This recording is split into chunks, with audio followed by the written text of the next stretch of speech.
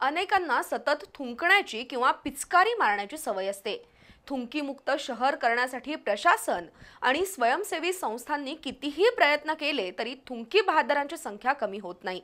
याबाबत कोल्हापूरचे पर्यावरण अभ्यासक फिरोज शेख यांनी सर्वे केला। तेव्हा कोल्हापूर जिल्हा दररोज तब्बल 2 लाख किलो थुंकी बाहेर टाकत असल्याचे आढळलं।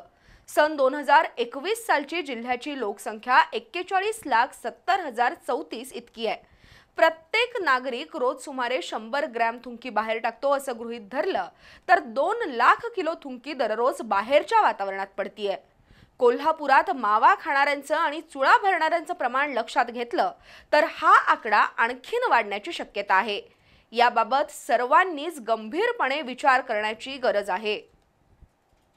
आपण थुंकल्यानंतर त्या थुंकीतून शेकडो जीवजंतू वातावरणात पसरतात। त्यातून रोगराईचा मोठ्या प्रमाणात प्रचार आणि प्रसार होतो। त्यामुळे सार्वजनिक ठिकाणी थुंकण्यावर बंदी आहे। थुंकी बहादरांना दंडाचीही तरतूद करण्यात आली आहे, मात्र तरीही आपल्या जिल्ह्यात थुंकणाऱ्यांची संख्या कमी होत नाही। सकाळी उठल्यापासून रात्री झोपेपर्यंत गुटखा, तंबाखू, पान खाऊन शेकडो पिचकाऱ्या मारणारे बहादर आपल्या अवतीभोवती पाहतो। सार्वजनिक चौकात, प्रत्येक इमारतीच्या भिंतींवर, जिन्यावर, सरकारी कार्यालय, रेल्वे स्थानक, एसटी स्टँड, स्टेडियम, नाट्यगृह, सभागृह, थिएटर, सार्वजनिक शौचालय आणि स्वच्छतागृहामध्ये पिचकाऱ्या मारून भिंत आणि दरवाजाचा रंगच बदलून टाकण्याचं काम हे थुंकी बहादर करतात। कोल्हापूरचे पर्यावरणप्रेमी कार्यकर्ते फिरोज शेख यांनी याबाबतचा सर्वे नुकताच पूर्ण केला।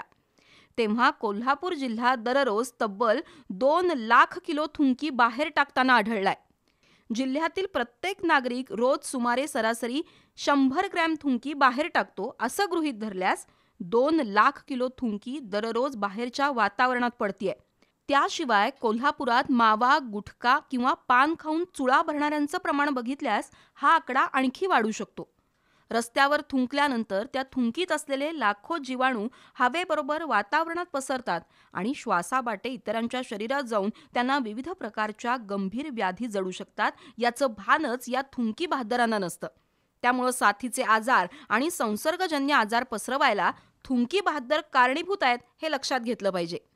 सार्वजनिक ठिकाणी थुंकायला सरकारनं सक्त मनाई केली आहे, मात्र या कायद्याची प्रभावी अंमलबजावणी होणं गरजेचं आहे। त्यासाठी विशेष पथकं नेमून थुंकी बहादरांना जाग्यावर दंड आणि उठाबशा काढण्यासारखी शिक्षा देण्याची गरज आहे। हे प्राचीन शहर आहे कोल्हापूर आणि प्राचीन मंदिरे, ऐतिहासिक वारसास्थळे आहेत आणि आपण थुंकून ते घाण करतोच, परंतु आपण स्वतःच्या आरोग्याबरोबर परिसरही दूषित करत आहे। तर हे थांबलं पाहिजे। तुम्ही कधी बघितलंय काय जनावरं थुंकताना? आपण त्यांच्यापासून शिकलं पाहिजे। आपण थुंकण्यापासून स्वतःला परावृत्त केलं पाहिजे। शासनानं थुंकणाऱ्यांच्या विरोधात कडक कारवाई, दंडनीय कारवाई करावी। कोंबडीसह कोणताही पक्षी, गाय, मांजर, म्हैस, घोडा असे प्राणी थुंकताना कधीच दिसत नाही। हे शालेय वयातच विद्यार्थ्यांवर बिंबवण्याची गरज आहे, मात्र दुर्दैवानं अनेक शिक्षकांनाच तंबाखूसह विविध व्यसनं असल्यानं ते थुंकी मुक्तीचे संस्कार करणार कसे हाही प्रश्नच आहे। त्यामुळे सार्वजनिक ठिकाणी, गर्दीच्या ठिकाणी सीसीटीव्ही बसवणं, स्पाय कॅमेरा बसवून थुंकणाऱ्यांवर तातडीनं कारवाई करणं गरजेचं आहे। त्याचप्रमाणे मी सार्वजनिक ठिकाणी थुंकणार नाही अशी शपथ प्रत्येकानं घेऊन त्याचं प्रामाणिकपणे पालन केलं तर शहर, जिल्हा आणि देश थुंकीमुक्त व्हायला वेळ लागणार नाही एवढं नक्की।